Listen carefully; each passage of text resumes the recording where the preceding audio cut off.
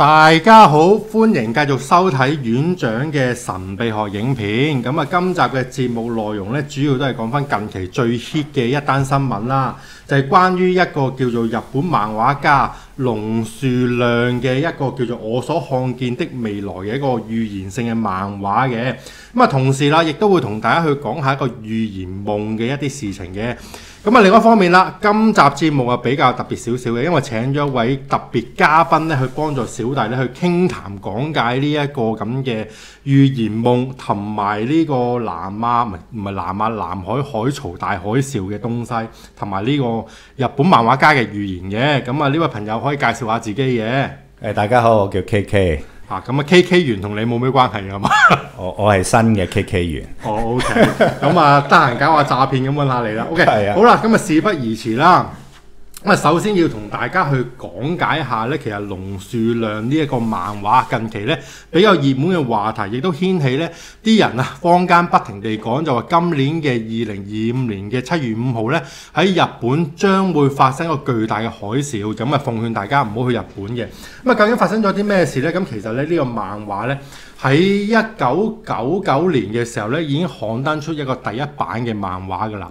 咁然之後到咗2021年嘅時候咧，佢又再出多一次個漫畫，但係咧就叫完全版嘅，因為咧喺完全版嘅漫畫當中，就加插咗唔少嘅內容，亦都同時間咧講解咗咧，就話喺1999年嘅版本當中咧，曾經佢就預言咧就話會有大海嘯發生，同埋一個大災難發生嘅。咁當其時咧，呢個漫畫之所以興起熱潮，亦都係值得人哋去討論咧，就因為話咧，當其時好多人就認為咧，佢預言咗呢個日本311福島大地震同埋海嘯嘅事件嘅。咁但係到咗2021年嘅完全版本裏頭咧，佢就話咧，其實喺當初咧佢所夢見到同埋佢喺漫畫當中所講嘅海嘯咧，就並非係講緊呢個福島嘅311事件嘅，反而咧係講緊咧嚟緊2025年7月大家將所要面對嘅大地震或者大海嘯事件嘅。咁啊，然之後咧，咁其實呢一個漫畫嚟講咧，就係咁講啦，並唔係十分之有趣，亦都唔係好有娛樂性嘅。老實咁講，其實喺好多年之前咧，發生呢個福島311事件咧，小弟已經睇過呢個漫畫㗎啦。咁啊，但係當其時咧，因為其實揭咗幾頁都覺得真係好唔耐煩，亦都冇再係睇落去嘅。咁啊，所以後來咧，亦都直至近期啊，大家不停喺度討論呢個話題嘅時候咧，小弟又再一次去翻開呢一本漫畫，就發覺咧喺完全版當中，雖然加插咗好多一啲資料性嘅內容啦，但係實情嚟講咧都比較沉悶嘅，所以即係揭咗幾頁之後咧，都真係頂佢唔蒲嘅，就係咁樣樣嘅。咁啊，嚟到呢個位啦 ，KK 有冇嘢想知道？有冇想問？喂，你點解咁悶嘅漫畫你會揾嚟睇嘅？唔係因為佢而家好多新聞喺度講緊呢一樣嘢，包括咗連香港天文台。唔係而家喎，你話你10幾年前你睇喎。唔係，因為10幾年前發生咗呢個311事件啊嘛，咁然之後啲人就哇好堅喎，佢預言到呢個福島大地震喎，係咪咁堅呢？咁當其時大家都好多人好留意翻呢本漫畫，就話喂，佢除咗預言咗呢個叫做大海嘯啊或者大災難之外咧，其實佢預言咗幾樣唔同嘅事件嘅。你喺英國嗰度揾到嘅呢本漫畫？上網啊嘛。咁一定睇到。咁當然其實正版嚟嘅，正版嚟嘅。呢樣嘢唔講啦，反正你網上面有辦法就揾到㗎啦，用自己的辦法。咁但係其實而家網上面啲人都炒緊呢本漫畫㗎，係因為其實都話去到呢個絕版嘅情況啦。咁所以其實咧某一方面咧，啲人亦都認為咧，喂唔係喎，去到咁嘅境地之下咧，佢都唔再繼續點樣發行，或者甚至乎呢一個漫畫叫龍樹亮嘅人咧，佢都再唔畫漫畫㗎啦。所以即使大家去不停去谷佢，去講佢呢個漫畫嘅時候咧，其實對佢冇影響嘅。所以其實喂，一不為名利，二不為權利嘅情況底下咧，所以反而係增添咗佢可信性嘅。係，咁唔怪得最近香港好多你知過年啦，好多通勝出㗎啦，係咪？即係好多香港嘅風水命人咧都講過類似嘅嘢啦。原來佢哋都係睇漫畫嘅，係嘛？其實因為其實講真嗰句啊，喺個市場上面嘅趨向嚟講嘅話咧，咁當大家去留意一個話題嘅時候，你自不然係可能攝下石啊，同一時間講下同一樣嘅話題，令到大家去關注翻你啦。咁你講開呢個玄學家都幾得意嘅，因為其實喺香港好多嘅玄學家都有討論過呢個事情啦，甚至乎其實可能未必佢主動討論嘅，因為啲記者會問佢噶嘛，就話喂有呢個漫畫喎，啲人預言咗呢一樣嘢喎，咁你點睇啊？咁但係我哋可以睇翻其實幾有趣，因為點解咧？七仙羽即係七師傅咧，咁接受訪問嘅時候咧，亦都提醒大家去到4月嘅時間咧，就唔好出埠啦，亦都坐飛機要小心啲嘅，因為咧就話今年嘅空難比較多，唔使佢講啦，年頭已經好多單呢啲事情啦。OK， 咁然之後咧，亦都話火災比較多嘅。咁佢就話2025年咧就好旺火，大家盡量要避免去旅行的話咧，咁就東面嘅代表桃花，南面係偏財，最旺係南面嘅。然之後就話咧，坐飛機之前咧，大家可以念下經同埋見到啲乘客黑口黑面啊，面色差嗰啲咧，盡量避免閃遠啲，咁就唔好有事啦。咁同埋亦都順帶提醒大家唔好去東北邊，因為係災位嚟嘅。咁其實呢個七師傅平時比較諧趣啦，但係講嗰啲嘢都有文有路，唔係咁好笑嘅。但係咧，反而另外一位師傅講啲嘢好笑啊！點啊？邊個？蘇文峰就話咧，今年其實咧東北方位係不宜去嘅，咁呼籲大家今年唔好去日本。但係佢自己就買咗機票，4月同埋7月會去日本旅遊喎。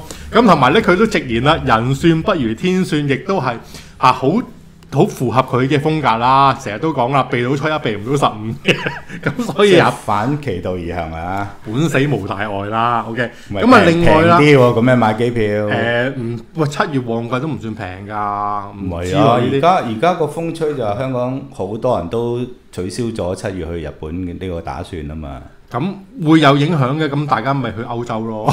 OK， 咁另外一方面啦我唔知㗎，其實都話啦，蘇師傅都講咗避到初一避唔到15。喂，你點知可能日本嗰邊冇事，然之後歐洲呢邊火山爆發咧，話唔埋呢個世界啲嘢係咪先？OK， 咁另外一方面啦，仲有楊天命同埋呢個吳佩孚係咪咁讀啊？都話啦會喺7月嘅時候咧，會有啲特殊嘅狀況會發生嘅，要提醒大家盡量要避一避，同埋唔好去日本咁樣嘅。大家壓重住喎，呢個7、8月。喂，其實唔止啲研學家壓重住啊，甚至乎其實可能我唔知係咪同呢本漫畫有關係啦。咁但係日本嘅氣象當局亦都講咗，就話即係唔係今年啦，係嚟緊30年嚟緊30年隨時會有一日咧，南海海潮會發生大地震，亦都會引發到日本嘅大海嘯發生嘅。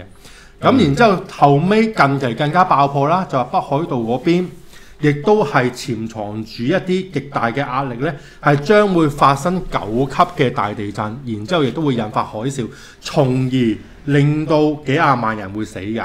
咁所以但係呢個佢哋日本嗰邊係講富士山比較多咯，最近係咪？唔係，其實最近係講緊北海道嗰一個。北海道比較多。因為其實呢一樣係證實咗佢即係有點樣嘅好大嘅壓力喺度儲緊啲 power 喺度，隨時有一刻爆發嘅時候咧，就一定會9級地震嘅啦。咁台灣都係講緊類似嘅嘢喎，其實。咁北海道遠啲嘅，但係台灣人不嬲都會驚緊呢一樣嘢，因為其實係台灣人都好相信呢個日本漫畫家嘅呢個預言啊嘛。因為點解咧？其實係關乎大家講翻轉頭啦，點解啲人會咁擔心，亦都咁相信呢個日本漫畫家嘅預言咧？就因為咧，佢曾經係預言中咗呢個311事件嘅。咁但係其實鬼怪嘅地方就係話咧，其實喺1999年嗰一個版本嘅漫畫，嗰個漫畫叫做咩咧？要講翻俾大家聽，就叫做我所看見的未來嘅。咁而喺呢個我所看見的未來呢一本漫畫入邊咧，1999年嘅版本咧，咁其實佢就揭示咗，就話佢曾經夢到咧一個叫做海嘯咧，或者見到一片汪洋冇陸地嘅夢境嘅情況發生嘅。咁然之後咧，喺佢本漫畫嘅封面裏頭咧，最奇趣一樣嘢咧，就係咧喺其中一個位裏頭咧，有一頁紙嘅東西咧，即係好似漫畫嘅紙咁啦。咁佢係寫住大災害於2011年3月嘅。咁所以咧，當其時咧就好多人好踴躍去討論咧，就話咧佢係預言咗呢個311福島大地震同埋核泄漏同埋海嘯嘅發生嘅，係中到應一應嘅。所以當其時咧，佢呢本漫畫係非常之多人談論嘅。但係隔咗幾年之後啦，即係311事件之後啦，隔幾年之後咧就開始淡化咗。直至到近年咧喺2021年嘅時候咧，佢又再次去將呢一本漫畫推出市場，但係咧就叫做完全版，因為點解咧？喺新嘅完全版當中咧，佢加插咗更加多嘅內容喺入邊。咁跟住然之後最重要一點咧就係話咧，佢講翻轉頭就話其實咧當初佢所見到認為個大海嘯或者大災難發生咧，唔係講緊2011年嘅3月嘅福島事件嘅。佢話唔係喎，係嚟緊2025年嘅7月5號將會發生一個更加堅秋嘅歷史性嘅大災害事件。哇！呢次有埋日子添。因為點解咧？嗱，首先一樣嘢啦，就係話咧，佢夢境到嘅大災害咧，其實佢係分別2次夢境到呢一個叫做海嘯嘅情況發生嘅。咁第一個夢境裏頭咧，要講翻咧就係話佢係夢到自己去到一個行人天橋啦，然之後個行人天橋咧過咗個天橋位嘅時候咧，就一片汪洋，就見唔到陸地嘅。跟住同時間咧，佢又見到咧喺對出嘅海洋上面咧，就好多架嗰啲咁嘅遊輪啊、大嘅船啦，然之後咧就接載住唔同各式各種嘅國家嘅人嘅。佢就見到個情況，跟住後來咧，佢行翻轉頭嘅時候咧，好似啦，我唔係好清楚，因為個漫畫實在太沉悶，所以我即係記憶當中大概記得有啲咁嘅內容咧，就話咧佢行翻落個橋，跟住然之後咧就見到一個二手店。個二手店裏邊咧就好多一啲衫喺入邊賣緊咁樣樣嘅，咁而當其時咧，當佢推出呢本漫畫嘅時候，啲人都談論緊咧，未必係一個大災害發生，可能係佢夢見到咧一個叫做彼岸或者一個冥界嘅地方啦。因為咧好多時咧喺一啲神話傳說或日本當中咧有啲流傳咗咧就話咧人死後要去到一個叫做渡頭啦，跟住你上咗船就會去到彼岸噶啦。咁但係喺渡頭之前咧就會你首先要剝低晒自己嘅衫，然之後咧嗰啲衫咧嗰啲咁嘅靈界嘅事，唔係一條橋嚟嘅咩？唔係渡頭咧，總之唔知啦，反正就係咁啊。有個婆婆喺度咩？或者啦，大佬老人家唔係記得好清楚啦。反正就係話咧。就會摸低晒啲衫，跟住擺喺一間鋪頭度，跟住然之後咧啲冥界嘅使者就會攞你啲衫賣俾啲人咧就賺錢嘅。咁所以當其時啲人就會分析就哇，其實佢係咪去到一個叫冥界或者預言咗自己將會笨嘟嘅情況啦？唔知啦。咁但係咧有趣嘅地方係咧，當佢喺2021年再次推出完全版漫畫嘅時候咧，佢又講翻出嚟咧就話咧，其實當其時咧佢應該係喺之前嘅漫畫所預言同埋見到嘅就唔係311事件嚟嘅，但係點解會同311事件有關聯呢？就係因為其實咧1999年咧佢推出過一個版本嘅最初嘅版本嘅漫畫嘅時候咧，佢其實喺封面嗰度咧嗰一頁紙大家見到大災害於2021年3月嗰個東西咧，佢嗰一頁紙咧其實係留空咗嘅。佢唔知填咩上去，但係咧喺佢出版漫畫之前或者前後嘅情況咧，佢又再次發咗個夢。喺夢境當中咧，佢好清楚見到一啲字，好似見到一字寫住就大災害喺2021年3月，所以佢就將呢一樣嘢就放咗佢喺個封面度，同埋有所略為講，但係就冇好詳細地講解。但係咧，大家就誤會咗呢個意思，就以為咧佢當其時講緊個大災害就係福島嗰個，所以就以為哇好真喎，佢好堅喎，見到呢啲咁嘅嘢。但係而家佢2021年個版本就講翻出嚟，唔係喎，係講緊更加堅嘅情況，就係今年嘅7月5號會發生嘅。咁但係頭先講咗啦，其實佢分別2次發過呢個夢嘅。咁其實喺出漫畫之前發過呢個夢啦，咁喺出漫畫之後咧嘅時間咧，佢又發咗另外個夢，係更加真實嘅，就係點樣咧？話就係喺個夢境當中咧，佢就漂浮到空中，咁啊見到好似一個叫地球咁嘅東西啦，或者一個大陸板塊嘅東西啦。咁佢漂浮喺空中嘅時候咧，佢又見到咧，佢望翻落去日本嘅東面啊，西面死啦，東南西北夾呢種東面啦，喺日本嘅東面咧就有2條龍嘅東西。係。咁然之後咧，當嗰2條龍咧就慢慢移動向靠近日本喎。咁慢慢移動靠近日本嘅時候咧，佢就見到咧喺菲律賓海嗰個板塊嗰度咧，就突然間嘣一聲就穿個大咕窿，跟住就引發大海嘯。個大海嘯咧就可能10幾20米高咁嘅情況嘅。然之後咧喺海嘯之後咧，咁就又會有個板塊會凸起咗出嚟，會令到咧菲律賓啦、香港、台灣同埋日本咧呢幾個國家地區咧就連為一線，有一個陸地連將佢連為咗一線嘅。咁但係當然啦，喺呢個陸地升起之前咧，其實人類係面對好大嘅災難，尤其是日本啦。咁就會有好重量級嘅海嘯發生，然之後就會死好多人啦。咁同時間咧，其實咧佢亦都暗示咗喺漫畫裏邊咧，暗示咗話佢夢境到咧自己咧係會因為呢件事件而要死亡嘅。因為點解咧？喺另外一個夢境當中咧，佢係見到自己嘅葬禮出現啦，然之後咧佢亦都見到自己嘅葬禮日期咧係7月15號嘅，所以佢暗暗地就預知或者感覺到自己咧應該係會因為呢一件海嘯嘅事件咧而身亡，然之後到10幾號嘅時候就出殯咁嘅。哇！如果呢件事真係去預言咁發生，都幾特別㗎。咁其實呢個第一道鏈線咧，同美國而家講緊嘅第一道防線係一模一樣喎。哇！咁啊勁啦！即係你見到如果真係嗰度有陸地升起咧，其實可能大家會皆大歡喜啊！點解咧？第一樣嘢啦，第一島鏈消失啦；第二樣嘢呢個叫做大東亞共榮圈發生咗啦。咩9段線已經不存在啦。仲有第三樣嘢啊！到時大家請啲菲律賓姐姐唔使俾機票啦，搭大巴又嚟到。搭火車啊，咩搭大巴？到時火車要幾廿年後啦。咁另外一樣嘢喎，揸車去到日本喎，大家都開心啦，係咪？哇！正。OK， 咁但係之前嘅災難你所要面對嘅就不能想像啦嚇。就希望咁啊，災難唔好發生啦。咁但係其實咧嗱，首先一樣嘢比較特別嘅情況就係話咧，近期大家都不停喺度討論啦，因為其實包括咗日本嘅氣象局啦，同埋香港嘅天文台咧都講過一單新聞，就話咧其實咧喺日本嘅南海海潮30年內嚟緊嘅30年都一定會大爆發啦。頭先講咗啦，跟住然之後北海道又話會潛藏緊一啲巨大嘅能量壓力，將會大爆發啦。咁所以大家就會開始喂，係咪真係會有單好堅嘅嘢嚟緊咧？嗱，但係有唔同喎，因為點解咧？大家氣象當局所預測嘅見到嘅係全部都圍繞日本嘅，所以好多香港人睇到呢單新聞，超關我鬼事咩？喺日本發生嚇，就算海浪衝到嚟都係幾廿米，唔係幾廿米，幾廿釐米都唔關我事啦，係咪先啦？但係要特別值得注意嘅情況就係話咧，其實咧呢一個龍樹亮所夢境到嘅地震同埋海嘯嘅位置咧，係喺菲律賓海板塊嘅。所以如果假設佢嘅夢境真係成真的話咧，係會衝擊到香港嘅，即係唔係話好勁。如果日本嘅話，可能幾廿米嘅海浪，香港都會有，即係嗱個情況要咁樣睇啊。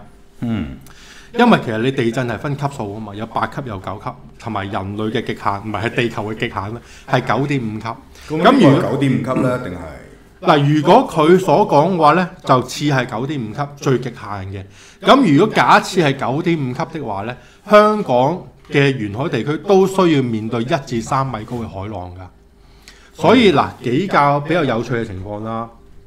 講翻轉頭，因為即係如果你睇翻個地圖啦，即係嗰個出嗱，如果佢話第一島鏈，即係佢話有個新嘅陸地形成，全部連埋一齊咧，其實唔係一個點嚟㗎咧。你諗係一條線咁樣拱起。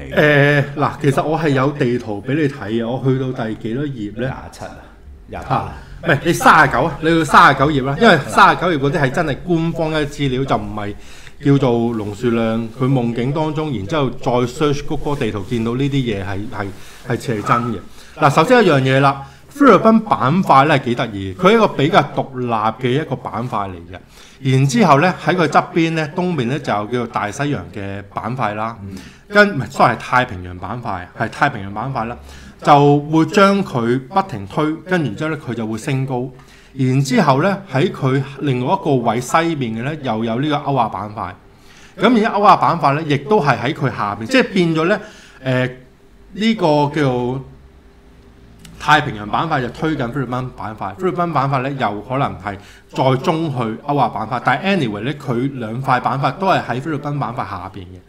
所以如果假設真係呢一個叫做太平洋板塊不停喺度推緊呢個菲律賓板塊，有可能佢真係會將嗰塊板塊會升高，會現出陸地。但係個問題就專家就話啦，喂，呢啲嘢每年你推幾厘米或者8 cm 咁嘅情況的話咧，你推幾億年先會發生嘅喎。咁但係點樣可以引發到呢個情況？所以係有人講緊話，喂，會唔會喺背後係有啲叫深層政府嘅東西喺海底搞核爆炸塊板塊出嚟咁樣啊？咁嘅情況嘅，咁大家到時就唔需要再統戰台灣啦。但係如果你炸個板塊冇理由咁長。嗱，唔知，亦都有人談論緊喺網上面咧，就話咧喺美國以前好似係美國曾經運送過一個核彈，唔係氫氣彈，氫氣彈應該唔係核彈。氫氣彈，跟住咧，然之後咧運送嗰架機咧就唔知點樣咧，就遺失咗嗰粒氫彈頭，然之後嗰粒氫彈頭咧可能係即係幾粒核彈嘅災禍嘅級數啦。咁然之後咧會唔會喂嗰粒咁嘅氫彈頭就飛咗落去菲律賓嗰一邊，突然間咧因為某啲事件而爆咗出嚟咧？咁但係亦都值得深思嘅就話唔好講啲咁叫做虛無縹緲嘅東西啦。但係實情嚟講嘅話咧，菲律賓板塊中間位嘅位置咧係有地下嘅，唔係海底下嘅火山嘅，要留意嘅呢一樣嘢，呢個事實。但係相同嘅講法咧，喺舊年咧喺台灣都查得好嚴嘅。咁因為你知道喺花蓮啊、宜蘭嗰邊成日地震㗎嘛。咁因為舊年開始，台灣就發覺咧嗰個地震嘅頻率咧越嚟越高啊！咁佢一樣係咁樣，佢氣象局佢一樣話，其實咧係喺嗰個板塊嗰度有一個新嘅移動嘅位發現咗，同埋儲緊能量。咁其實台灣最怕係咩嘢咧？日本就怕富士山爆啊，因為富士山周圍好多民居噶嘛。台灣最怕就係陽明山啊嘛。咁佢係呢個板塊移動咧，係會令到陽明山咧嗰個死火山就會復活。咁但係如果個一爆就大鑊咯，正北部嚟㗎嘛，台北。其實呢一個係比較詭異嘅現象嚟嘅，因為喺除咗龍樹亮呢個漫畫裏邊，佢話夢到呢咁嘅情況咧，但係近期咧好多一啲討論組或者群組裏邊啦，網上面咧都好多人分享咗出嚟，就話其實佢哋都有相同嘅見到大災難嘅夢境嘅，咁啊包括咗一啲地震啊、海嘯嘅東西啦。咁當然啦，新聞當中嘅分享咧就話呢啲可能係叫做你收到人哋嘅資訊，自己就擺咗落去夢境，因為潛藏嘅心理反應嚟嘅，好正常嘅啫。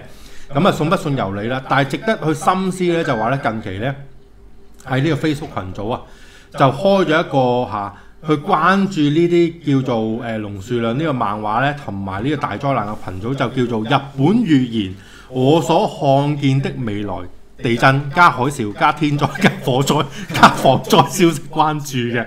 咁呢個群組咧佢威力係直逼呢個執笠關注組嘅，唔係勁過添啊！因為而家目前咧佢已經係去到20萬人參加呢個群組啊，係第29頁啊。咁除此之外咧，喺呢個群組裏邊咧，組內有組，因為點解咧？有唔同地區嘅人咧，亦都發起呢一個叫做關注同埋防災嘅信息嘅，當中係包括咗一啲香港地區啦。而香港地區咧係細分到咧，譬如呢個西貢啊、柴灣啊、鰂魚涌都有點防咧？我有趣知道。呢個好有趣嘅。例如買定救生艇啦，買定救生衣啦。西貢好多人都有㗎咯。嗱，唔知啊，個問題就係話其實香港咧1至3米嘅海浪嚟講嘅話咧，呢啲艇咧係搞得掂嘅。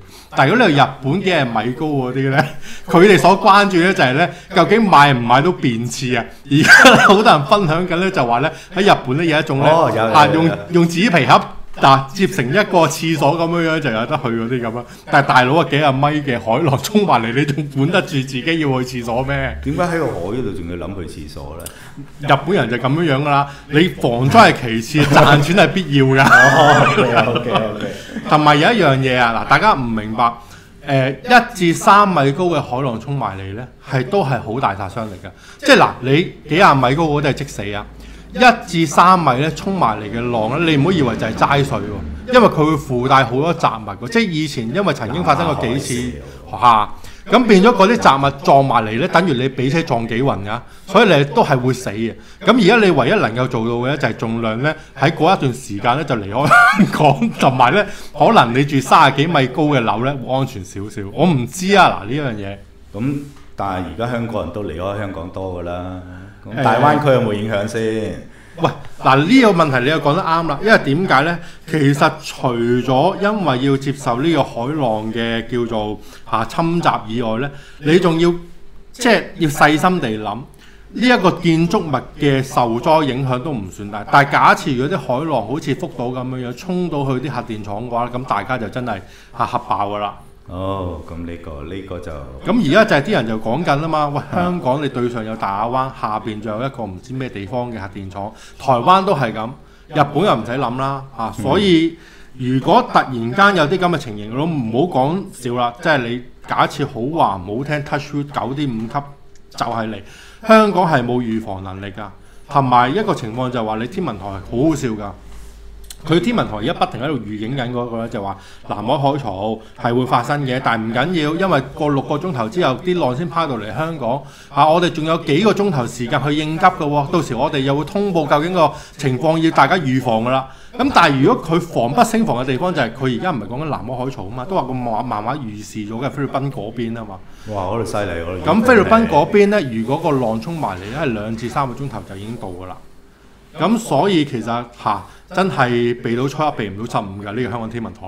咁我有興趣知道，其實啲人喺討論咧，你香港防災咧，咁你係西貢嗰邊入，喺東面入啊嘛，係咪啊？係西貢啊、鰂魚涌啊嗰啲咯。西貢、將軍澳其實唔使諗㗎，如果你1至3米高的話咧，你維多利亞海港咧，都會你見到好犀利嘅情況，1至3米喎，即係你等於突然間浸咗你1層樓喎，個浪。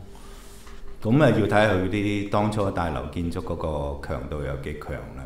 但香港係未受過考驗未出現過呢咁嘅嘢，地震都未人諗到啦，大佬海嘯。但係如果佢真係咁嚴重，拱到咁樣去地震呢，咁香港你唔係9.5級啫。我諗基本上3、4級都有啊。唔係3、4級幾廿米，唔係幾廿厘米定講咗。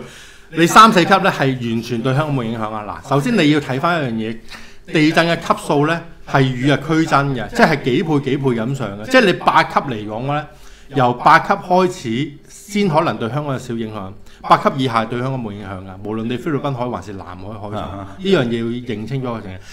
而家8級都係影響好細，9級嘅話可能都係幾廿厘米高嘅海浪拋嚟香港。9.5級係極限嘅話咧，就真係巨型大天災啦。就係呢個情況，所以呢一樣嘢係大家要提防嘅。咁當然啦，目前嚟講喺討論區裏邊亦都有人講啦，其實喂，大家何必咁認真啊？呢啲即係一本漫畫講呢啲嘢，可能佢只不過偶然間撞中咗福島嗰單事件，令到大家關注，然之後佢再提出呢一樣嘢，令到大家覺得可疑，所以大家有所關心係理解嘅。但係事實同現實會唔會發生，未知㗎呢一樣嘢。但係你睇翻個時間性呢，嗱呢本漫畫1999年出啊嘛，福島2011年啊嘛，係啊。咁我相信佢紅呢都係因為2011年福島事件之後。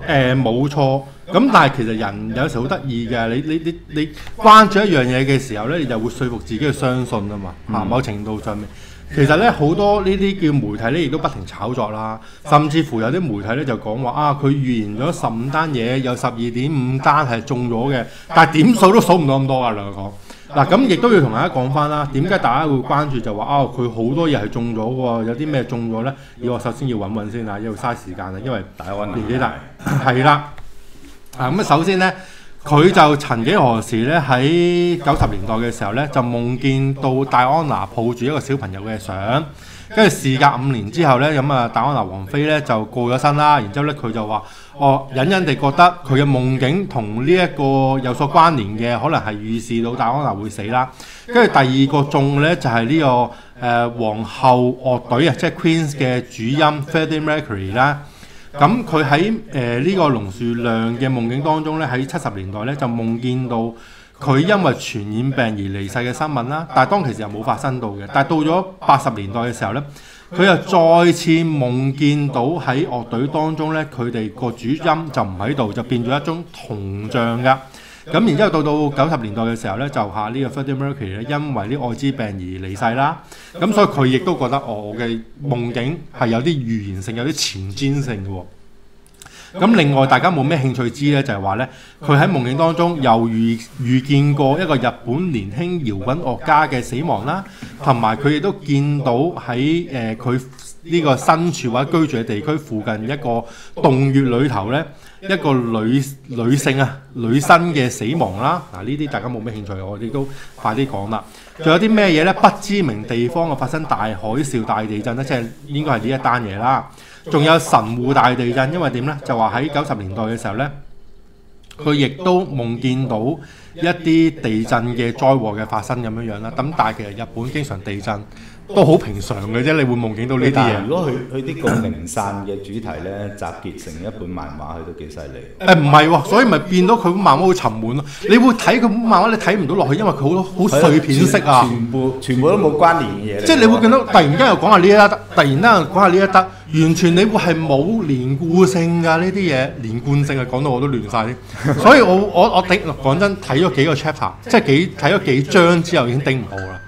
我只係睇，即係講真，每一次揭都係睇啊，抄下個重點內容啦。睇完咗個重點內容算啦，拜拜啦。但係其實我有個諗法咧，其實即係日本都係一個比較迷信嘅國家啦。即係唔好話迷信啦，即係佢比較多神佛去拜啊。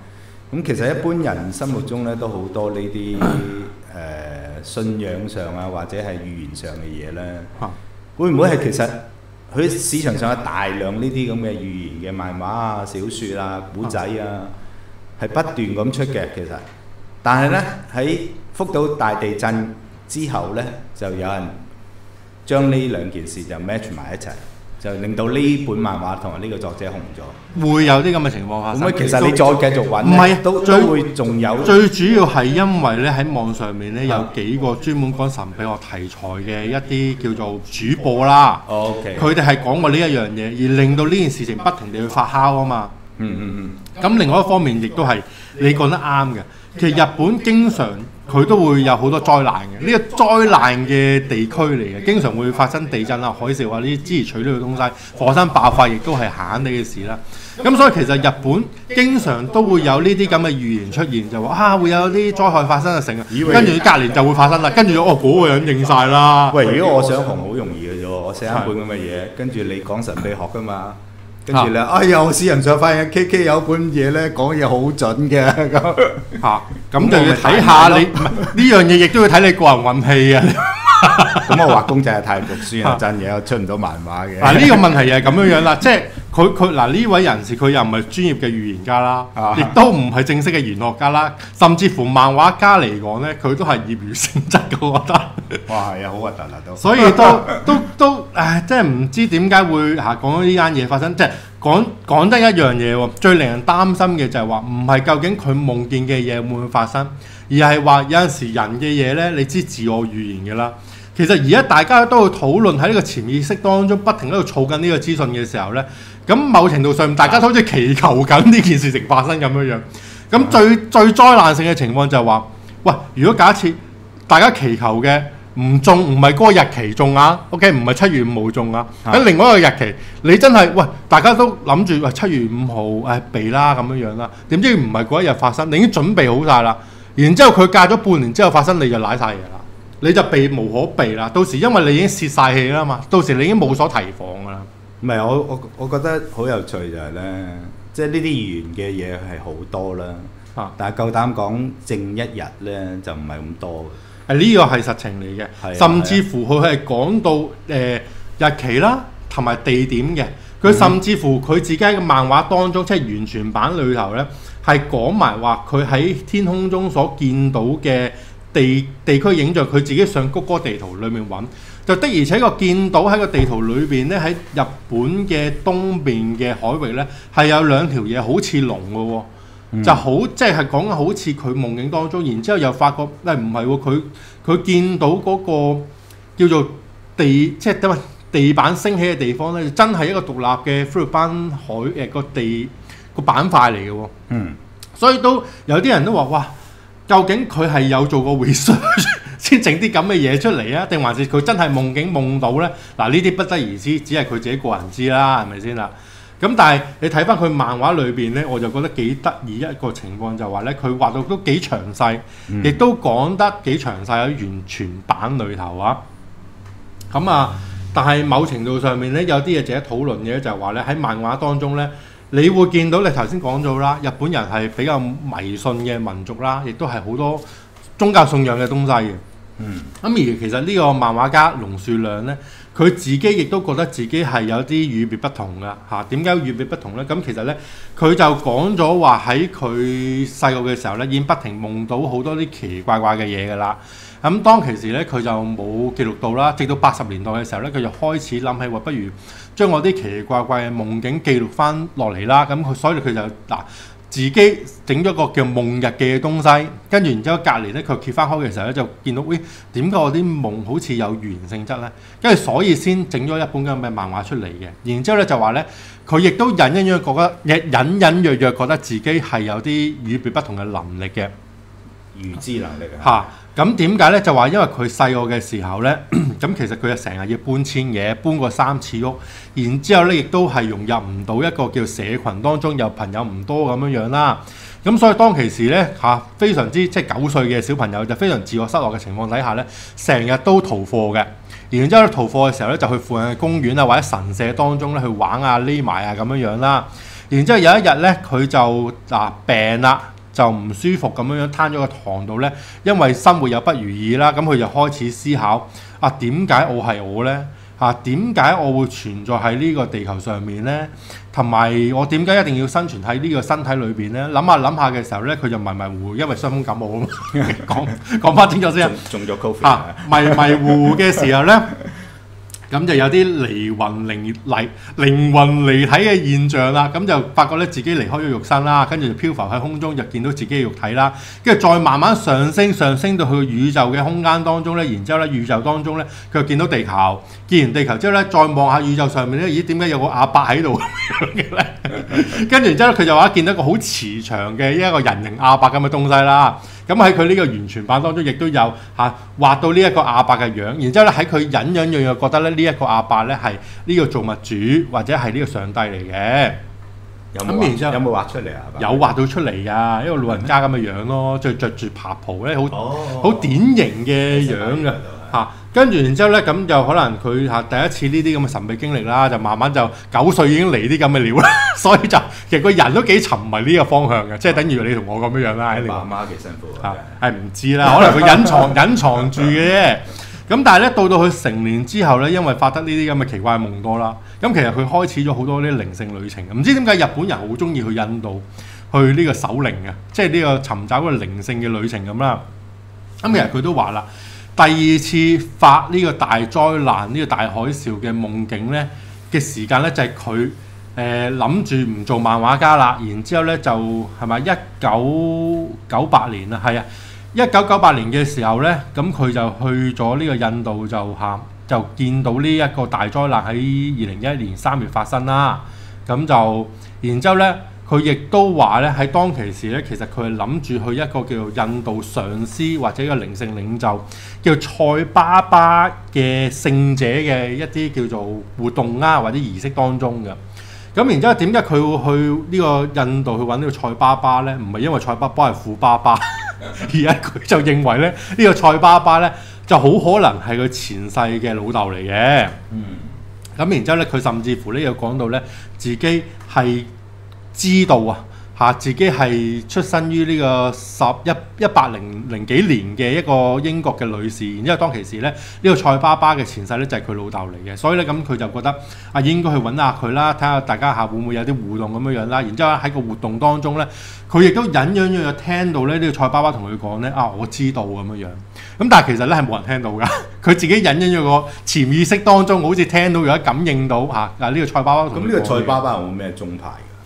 唔知㗎，呢個塞巴巴呢個塞巴巴係幾特殊嘅一個人嚟嘅，因為點解咧？其實咧佢真名唔係叫塞巴巴㗎，首先有一樣嘢，佢塞巴巴呢個名咧就因為呢一位事主就認為咧佢嘅前世係另外一位人士，而另外一位人士咧就喺印度咧係好出名一個叫塞巴巴嘅聖人嘅。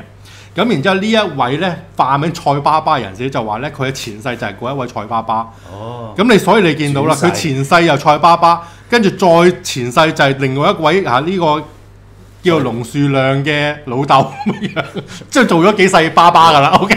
龍爺 anyway 啦，咁但係要講翻啦，咁呢個塞巴巴點解就話佢前世係另外一個塞巴巴咧？咁另外嗰個塞巴巴其實係真係鼎鼎大名嘅，因為咧喺印度嘅歷史當中咧，就將呢一個塞巴巴咧就列為聖人嘅，係兩教聖人啦，比較特殊嘅。佢既係印度教嘅聖人，亦都係呢個穆斯林回教嘅聖人嚟嘅。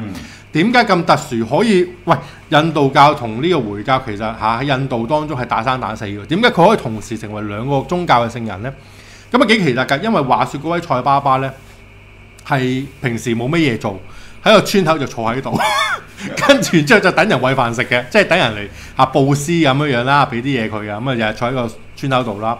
咁然之後咧，但係咧佢平常嘅活動就係咩嘢咧？佢離開嗰個村口咧，唔再坐喺度咧，就係會去到一啲回教廟當中做咩嘢咧？唔係去崇拜喎，佢真係會走入去回教廟裏頭咧，就念印度教嘅經喎。哇，有型啊！就唔怕俾人打喎。但係不但只係咁喎，佢仲要調翻轉頭咧。今日我去回教廟念印度教嘅經，第二日我就去印度教嘅廟去念回教嘅經嘅喎，好得意喎。但係啲人就認為話呢個係智者嚟嘅，因為點解咧？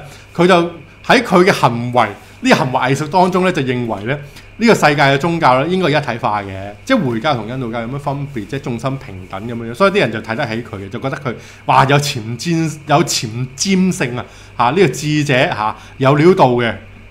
咁所以咧喺印度裏頭咧，無論係回教同埋印度教咧，都爭住認呢位塞巴巴做聖人嘅。咁 anyway 咧，講翻呢一個自稱塞巴巴轉世嘅塞巴巴先啦。咁其實佢而家咧，佢亦都係喺印度當中一個比較出名嘅一個叫智者聖人或者上師咁嘅東西啦。但係其實佢亦都有醜聞嘅，即係佢有啲人就話佢造假啦，或者可能會做一啲叫做神蹟嘅東西，都係假嘅東西啦，魔術咁嘅東西啦。咁但係不可否定嘅地方咧，就係話咧，其實呢個塞巴巴幾賺錢。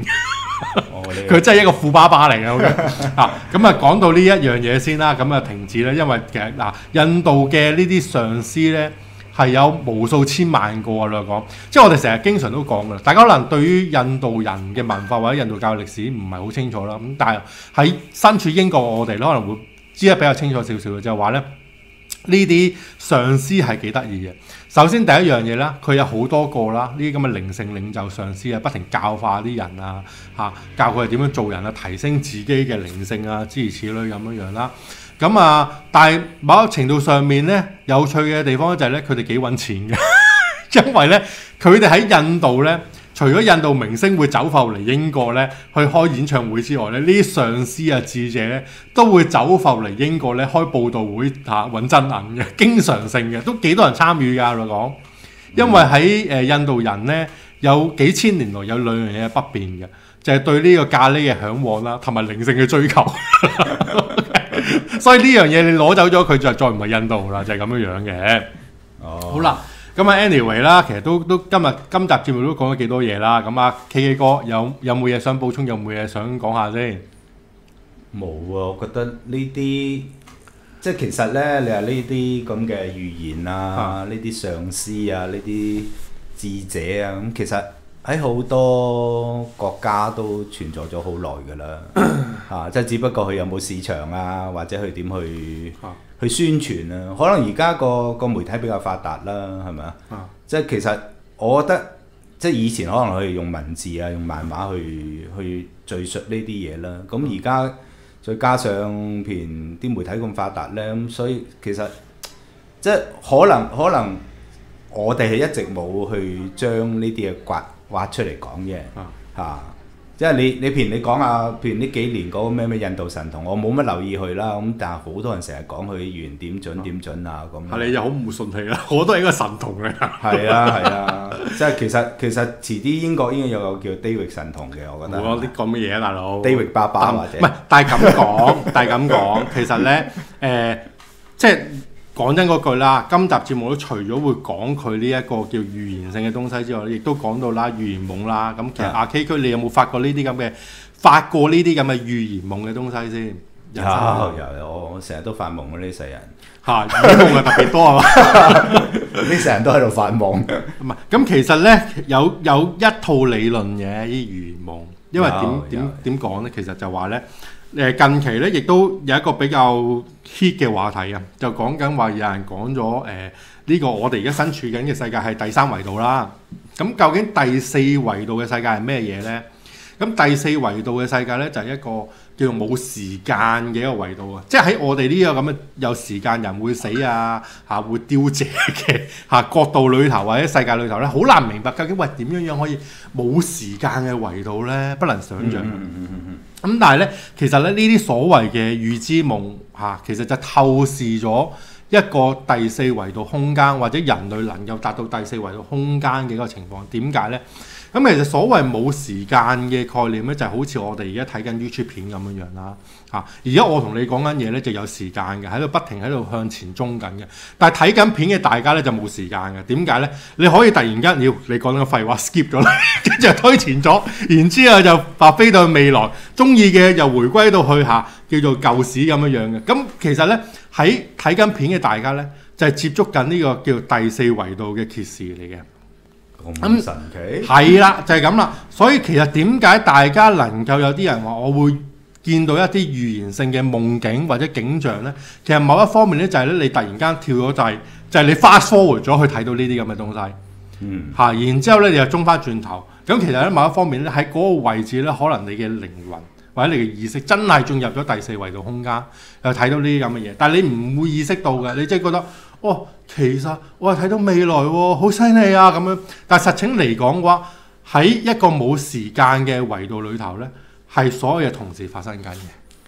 你講開呢啲咧，其實我有一樣嘢好有興趣知道就係，因為特別喺聖經裏面咧，以前有好多所謂解夢嘅人。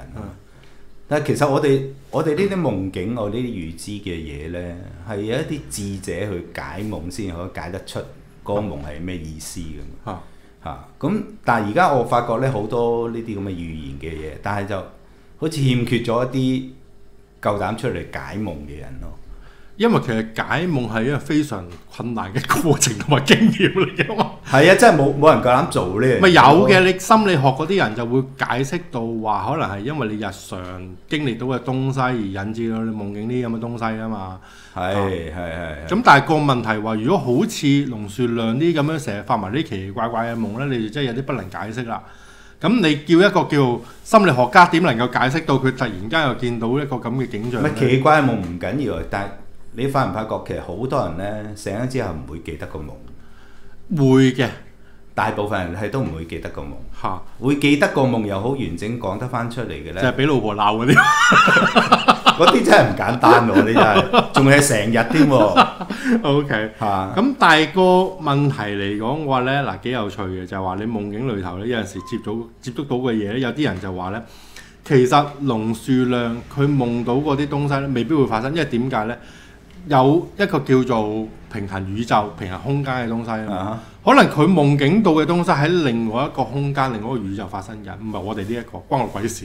即係可能會有啲咁嘅情況喎。你會見到好多人預言咗一啲嘢，佢中咗好多，但係亦都有好多嘢係唔中，但係講到似層層嘅。咁究竟嗰啲有冇發生過咧？冇人知。但係可能喺平行空間裏邊有發生過呢咁嘅東西咯。咁希望佢呢個真係唔中啦，係咪先？即係你唔希望有朝一日能夠揸車去日本。唔係翻唔到香港點啦，姐姐。OK， 咁啊，其實咁嘅，不過有一樣嘢帶俾大家一個信息嘅，就係話喺龍樹亮嘅漫畫當中咧，其實佢對於呢啲災難嘅情況咧，佢唔係悲觀地去睇嘅，因為咧佢同時間咧亦都話咧喺佢夢境當中咧係睇到喺呢啲大災難之後嘅世界咧，係如果人類能夠同心協力，同埋帶住一個叫做正確嘅善意嘅觀念咧，去守望相助的話咧，世界將會更加美好嘅。但係如果你逆之而行的話咧，係喺呢啲咁嘅災難當中，仲要去食啲人血饅頭啊、掀起戰爭啊各方面嘅話咧，咁人類咧只會不停地係呢一個叫做災難嘅循環嚟嘅啫。